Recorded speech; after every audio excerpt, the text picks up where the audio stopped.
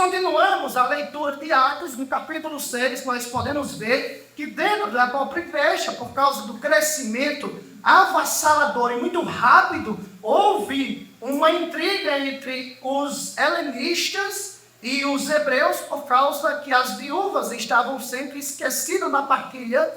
Mas o fato é que os apóstolos, junto com a igreja, resolvem o problema, e ali começa a se destacar um jovem chamado Estevão. Ele começa a se destacar porque ele era usado para fazer sinais, prodígios, pregar o evangelho. Ele termina debatendo, e o fato é que ele termina morto. Uma perseguição dessa, irmãos, quando nós olhamos para Atos, capítulo de número 8, que é o que nós vamos meditar, do 4 ao 8, capítulo 8, do 4 ao 8, nós podemos ver, irmãos, que a perseguição não pode ou não deve impedir o avanço da igreja. Amém. A primeira coisa, irmãos, é que a Bíblia revela que após a morte de Estevão, se desencadeou uma grande perseguição intensa e muito firme contra a igreja do Senhor Jesus. Muito provavelmente, irmãos, eu não digo isso de forma categórica, mas de forma provável, a palavra de Deus diz em Atos aqui, no capítulo de número 6, que a palavra estava se expandindo tanto que boa parte dos sacerdotes estavam obedecendo à fé. O fato é que a palavra de Deus já estava se infiltrando em todos os lugares da sociedade, o que provavelmente deve ter levado aqui a perseguição a ser intensa e pesada. Provavelmente, aqueles que perseguiam a igreja, eles pudessem imaginar que com a morte de Estevão, de uma pessoa que se destacava, até mesmo entre os apóstolos, a igreja iria se recolher, a igreja iria se intimidar, e talvez a igreja procurasse outras táticas para não ferir tanto as pessoas que estavam de fora, ferir no sentido de ganharem para Cristo e abalarem ali o judaísmo e o Império Romano como um todo. Talvez eles pensassem que a igreja recuasse.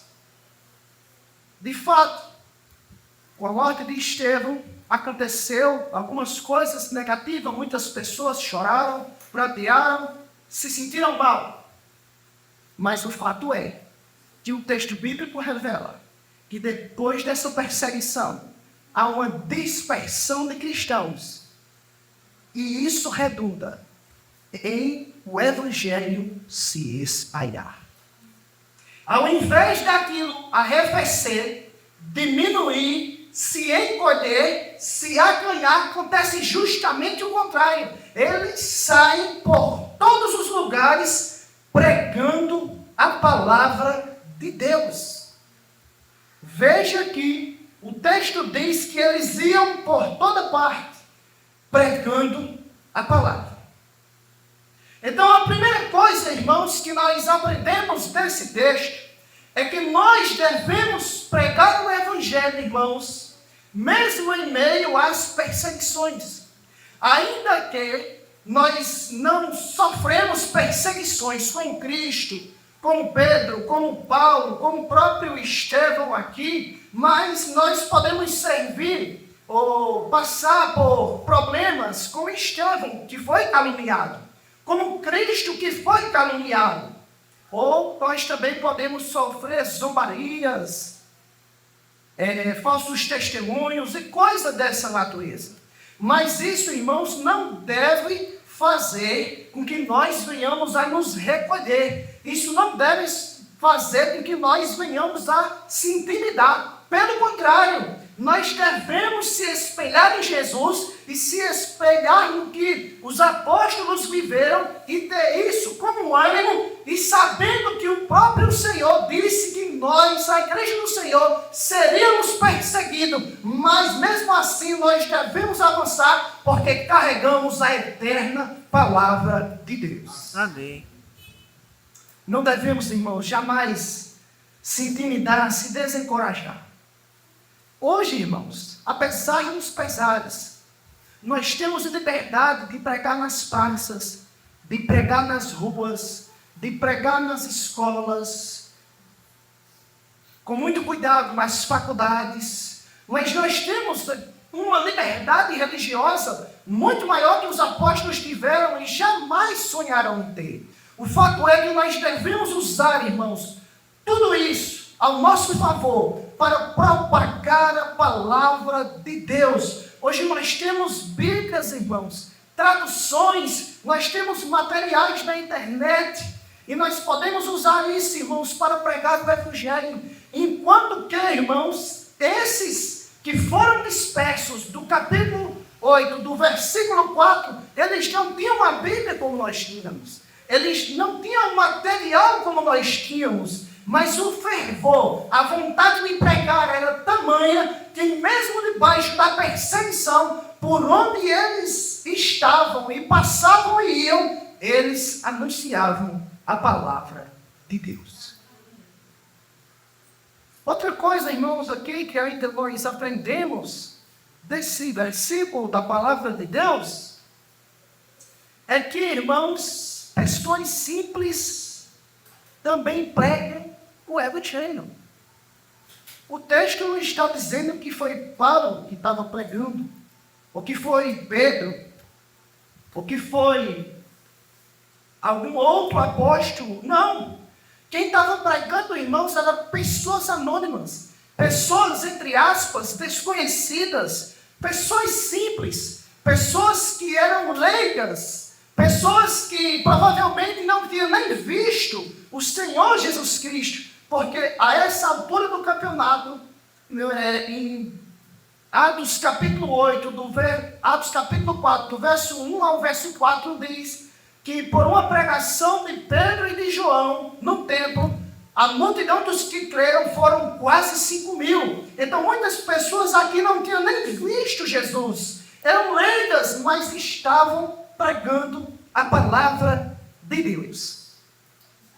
Agora, irmãos, como é que pessoas anônimas, como é que pessoas que não viram Cristo, como é que pessoas que não tinham a Bíblia como nós temos, se tivessem no máximo, o Antigo Testamento era uma coisa assim raríssima.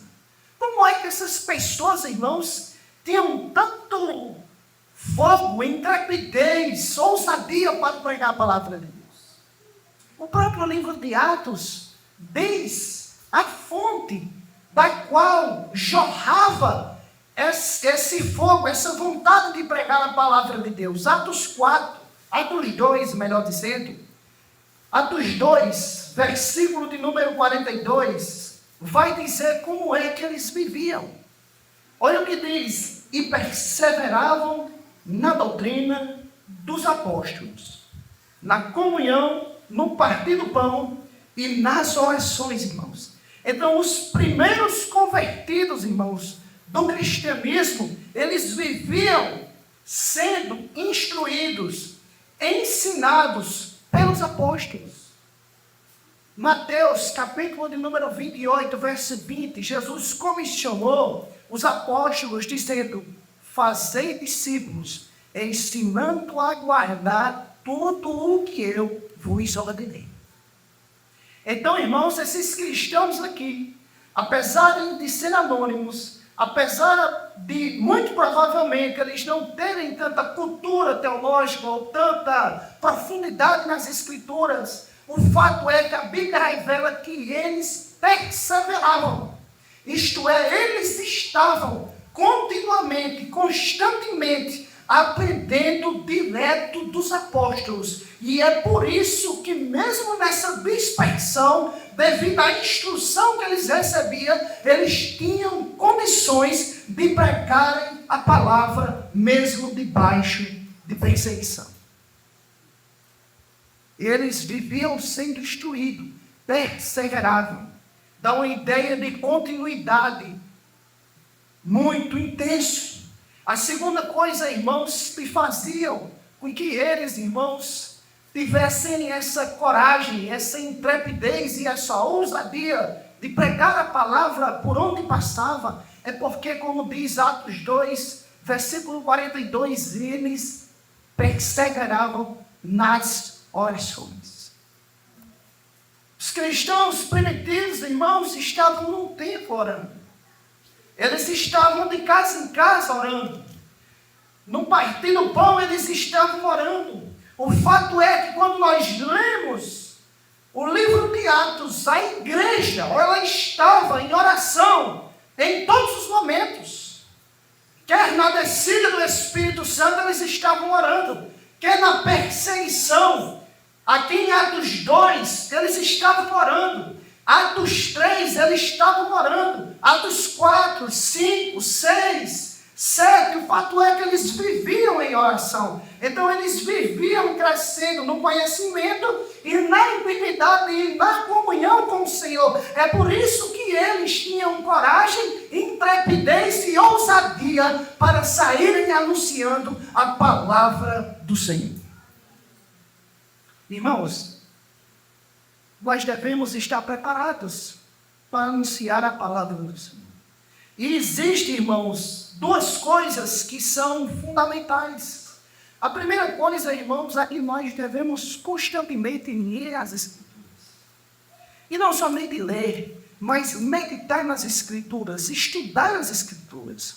Nós devemos ser pessoas que estudam as Escrituras, que leem, que meditam de forma assídua, de forma contínua, de forma que seja diária, para que isso alimente a nossa alma, fortaleça a nossa fé e ilumine o nosso entendimento, para que nós possamos passar com clareza o que é o Evangelho de Jesus Cristo. Hoje, irmãos, nós não temos desculpas para não sabermos das coisas, porque nós temos internet, são livros e mais livros em PDF, folhetos, traduções de Bíblias. Hoje nós podemos ir e temos um acesso quase que infinito na internet para aprendermos mais da palavra de Deus. Nós só não aprendemos, irmãos, se nós não quisermos. E se nós quisermos sermos uma igreja missionária, um povo missionário, um povo ousado na palavra de Deus e no testemunho de Cristo, nós devemos ser estudantes da palavra de Deus. Amém. Amém. Segunda coisa, irmãos, é que infelizmente nós vivemos num tempo de frieza espiritual, aonde estudar, orar, vir à igreja é difícil. E nos momentos de frieza espiritual, uma das coisas que acontecem é que as pessoas passam a orar menos, com menos constância, com menos tempo. E sendo assim, irmãos, as pessoas vão se enfraquecendo na fé. Para que nós possamos, irmãos, ser testemunhas eficazes de Cristo Jesus, nós temos que ter uma vida de oração. Porque é por meio da oração onde nós temos intimidade com Deus, onde nós temos comunhão com Deus, é onde Deus trabalha em nossa vida, é onde nós nos relacionamos de forma mais íntima com o Senhor, é onde nós intercedemos pelas pessoas, é onde nós oramos pelas pessoas, é onde às vezes nós passamos a amar as pessoas, é no momento em que estamos orando por elas. E se nós não temos uma vida de oração como tinha a igreja primitiva, nós não vamos ter a coragem e a ousadia que eles tinham. Mas quem vive orando e quem vive lendo e estudando as Escrituras é um missionário de mão cheia e de ousadia diante de Deus. Se nós lermos, irmãos, da reforma protestante para cá, eu vou ler para trás, da reforma para cá, Lutero, Calvino, Armínio, John Wesley, George Whitefield, essa mulher que foi falada hoje à noite, Jonathan Edwards, eu poderia citar vários e vários nomes, D.L. Moody, eles tinham uma coisa em comum, eles eram homens que passavam tempos e mais tempos diante de Deus. E se nós queremos ser missionários, uma igreja viva, vibrante, que anuncia uma igreja dinâmica, nós devemos passar tempo em oração diante de Deus. Sem oração, irmãos, e sem estudo, nós não vamos para o caminho. E ainda que nesse versículo, irmãos, nós entendemos que pregar o Evangelho não só é para missionário, pastores, doutores, mestres, pessoas a qual a igreja ordena, a qual a igreja reconhece como oficial, não. O mandamento de pregar o Evangelho é para todos os cristãos que creem, se arrependem e seguem Jesus. Não só é para Denis e nem só para mim ou para Cleiton, Dani, seminarista, de forma nenhuma. São para todas as pessoas. Segunda coisa, irmãos, que nós vamos ver aqui no versículo 5 e versículo de número 6. Filipe, descendo a cidade de Samaria, anunciava-lhes a Cristo. As multidões atendiam neles as coisas que Filipe dizia, ouvindo-as e vendo-as, os sinais que ele operava. Veja, irmãos, que Filipe, ele foi ordenado a diácono pela igreja. A igreja escolheu ele para ele servir as mesas, distribuir os alimentos diários. Nós podemos ver isso em Atos 3, versículo de número 5 e 6. E com a bênção dos apóstolos, esses homens serviram. Mas aqui, irmãos, Filipe, ele está desempenhando outro papel. Ele está desempenhando o papel de um evangelista, de um missionário.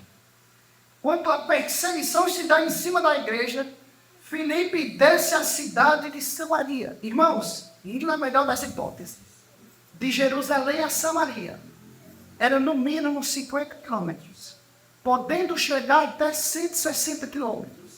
Na época não tinha carro, ônibus, Guanabara, avião, moto e daí por diante.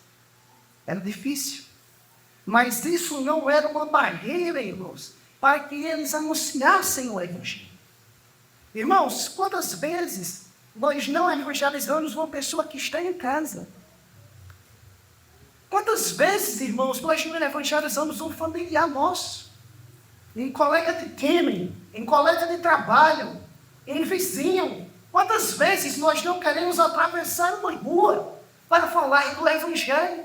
Enquanto que aqui nós olhamos para o texto, nós vemos a igreja debaixo de uma perseguição intensa, onde tem morte e choro, e nós vemos aqui um homem que foi ordenado a diácono, seguindo a missão, andando quilômetros e mais quilômetros, para pregar o Evangelho de Jesus Cristo.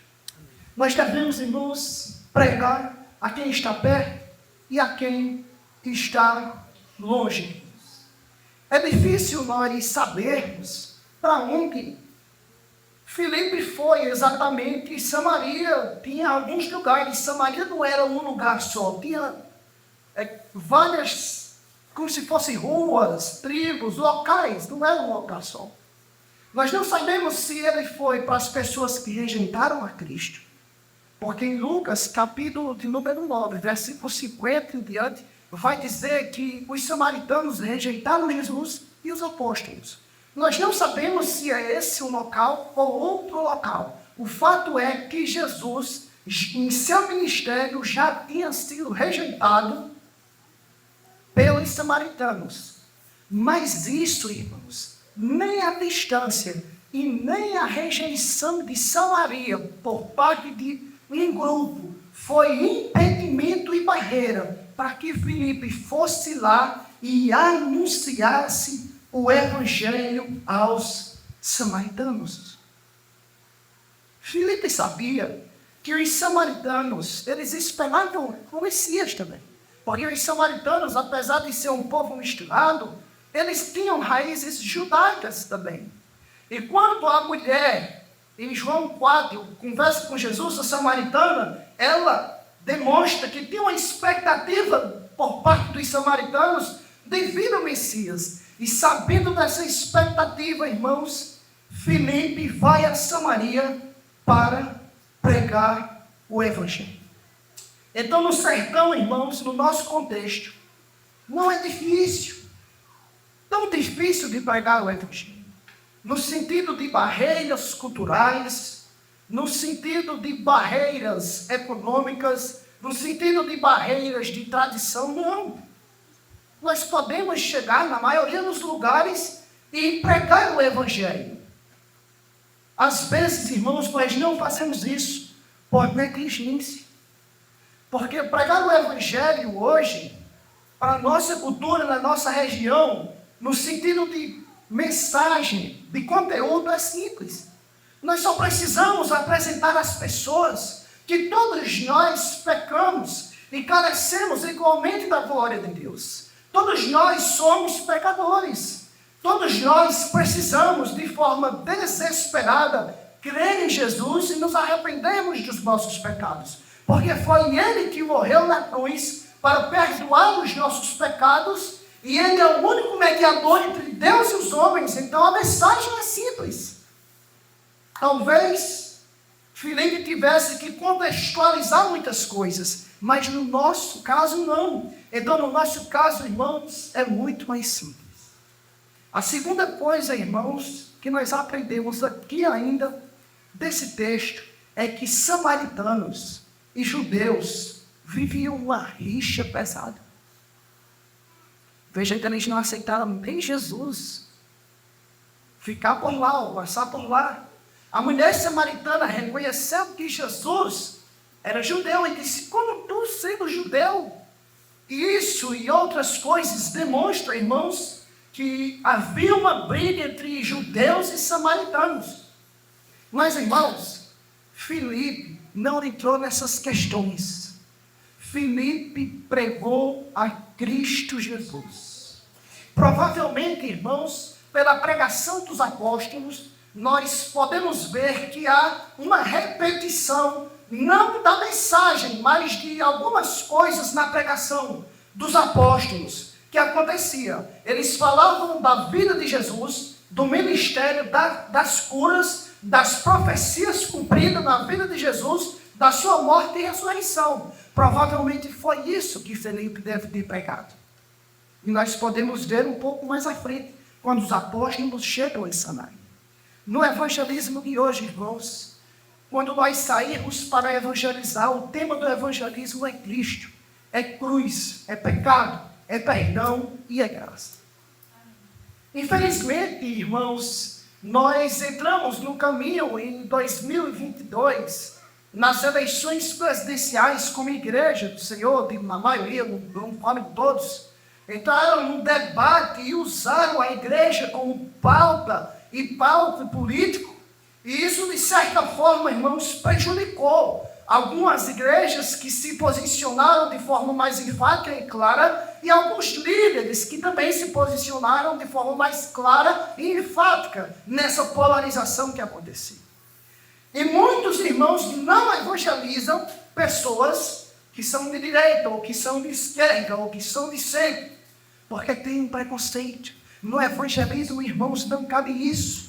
Ele é de tal nação, ele é de tal tribo, ele é de tal posição política. No evangelismo, irmãos, nós vamos falar da necessidade humana de salvação e da graça de Deus na vida do Senhor Jesus Cristo.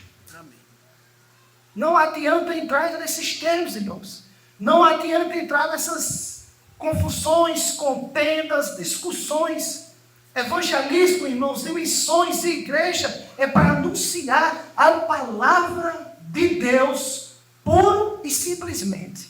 Ainda que nós possamos e devamos ter as nossas posições políticas. Mas quando se trata de evangelho, é o que está descrito no texto.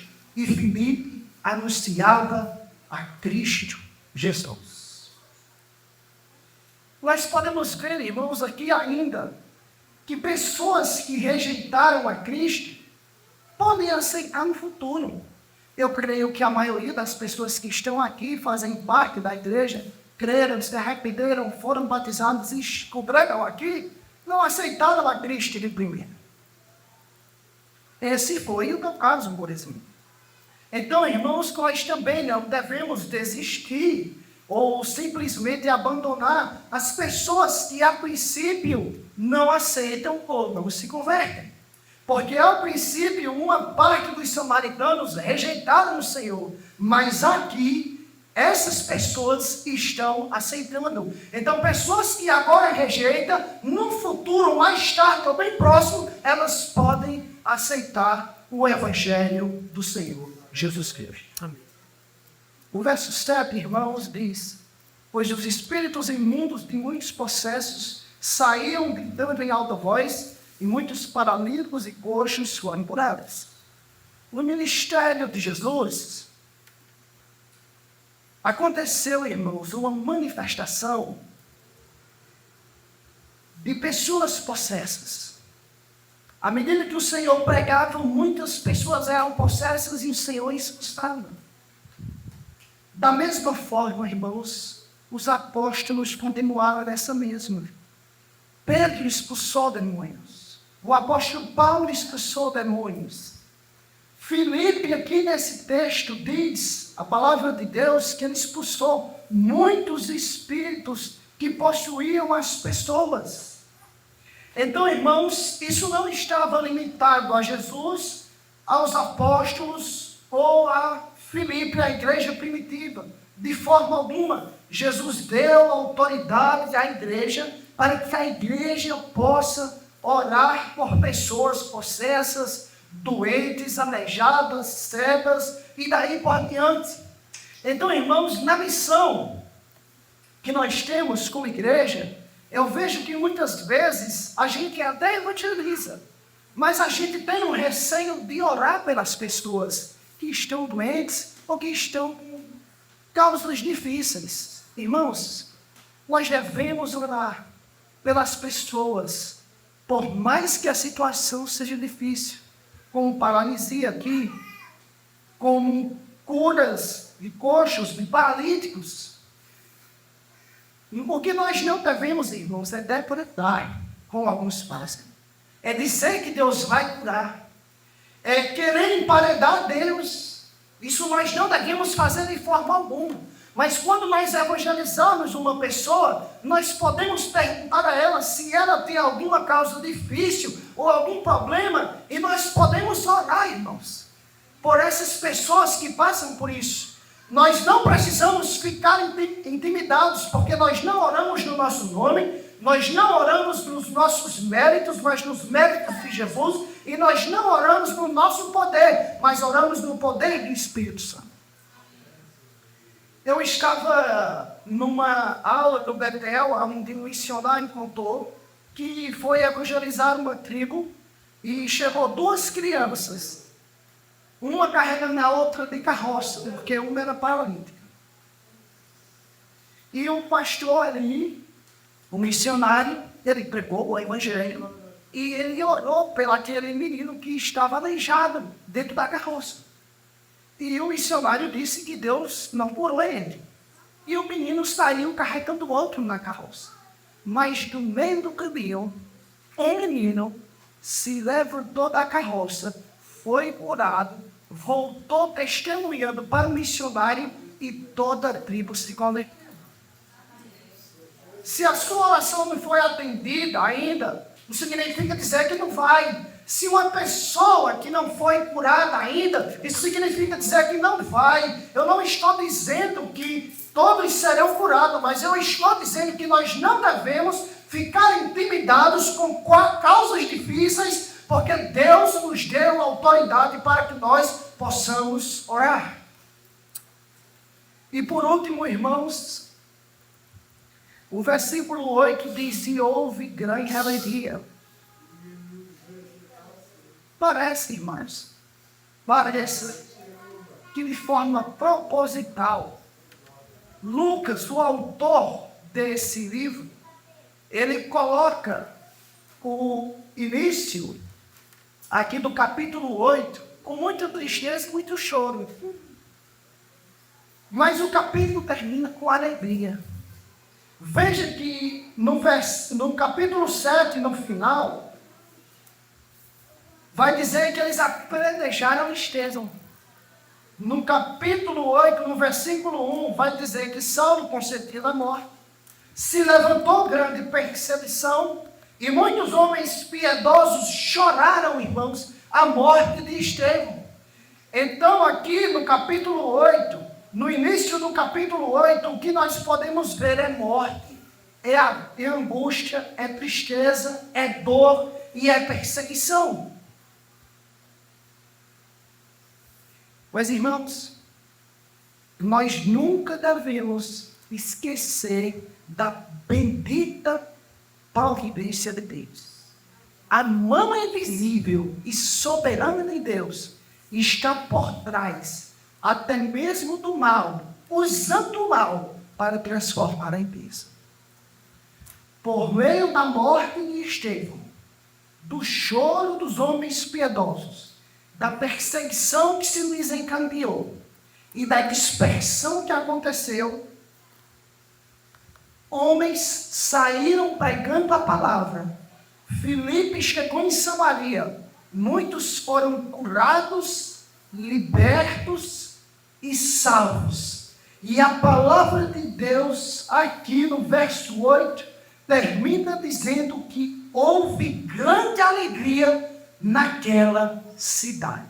Amém. O que hoje pode ser choro, morte, tristeza, angústia e dor, pode terminar por meio do Evangelho e da graça do nosso Senhor Jesus Cristo em grande alegria. Amém. Em grande alegria. Então eu quero que nós pensemos em duas ocasiões em que a providência de Deus está guiando a história de uma forma a qual nós não conseguimos entender. Por exemplo, no caso de José. Quantas aflições José, um jovem vendido pelos irmãos no Egito. As calúnias que surgiram contra José por parte da mulher de Potifar, e ele foi preso. Quantas agonias ele não passou ainda na prisão, discernindo os sonhos dos prisioneiros e os prisioneiros esquecendo deles. Mas o fato é que Deus estava guiando a história, e mesmo com o sofrimento de José, Deus usou esse sofrimento e a maldade do coração dos irmãos de José para preservar o mundo da época conhecido. E José reconhece isso diante dos irmãos. Portanto, irmãos, diante disso, nós nunca devemos ficar apavorados por causa de uma situação difícil, porque Deus está por trás, até mesmo do mal, usando muitas vezes para bens muito maiores, como acontecem aqui nessa perseguição. E por fim, irmãos, somente por meio do Evangelho pode haver alegria. Irmãos, a palavra de Deus revela que Zaqueu era um homem muito rico, maior que os publicanos. Ele vivia numa das maiores coletorias que era ali em Jericó, uma das 3 maiores do Império Romano. Lucas faz questão de deixar claro que ele era muito rico, mas no capítulo 19, no versículo de número 6, vai dizer que quando Jesus falou com Zaqueu, ele desceu depressa de uma andar. Só o Evangelho, irmãos, que a igreja carrega, pode trazer alegria aos perdidos. Amém. Só o Evangelho, irmãos, pode trazer paz, consolação e conforto às almas que estão cativas, presas, perdidas e angustiadas. Somente o Evangelho de Deus e a igreja, por meio da missão, é que pode levar alegria às pessoas verdadeira, como diz esse texto da palavra. Que Deus abençoe, irmãos, em nome de Cristo Jesus.